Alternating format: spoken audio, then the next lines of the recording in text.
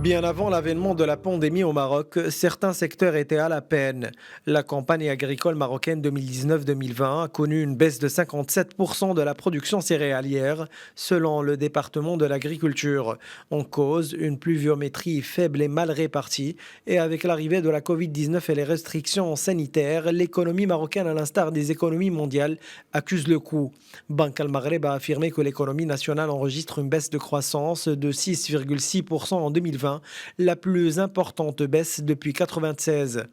La situation économique aggravée davantage par une chute des recettes fiscales s'est traduite par un creusement du déficit budgétaire qui, selon le HCP, devrait s'accentuer à 7,4% du PIB en 2020, dépassant largement le niveau atteint en moyenne annuelle entre les années 2011 et 2013, soit 6,1% du PIB. Pour ce qui est des secteurs les plus malmenés par la crise sanitaire, on peut citer le tourisme. 94% des établissements hôteliers et touristiques sont classés en arrêt à fin mai 2020.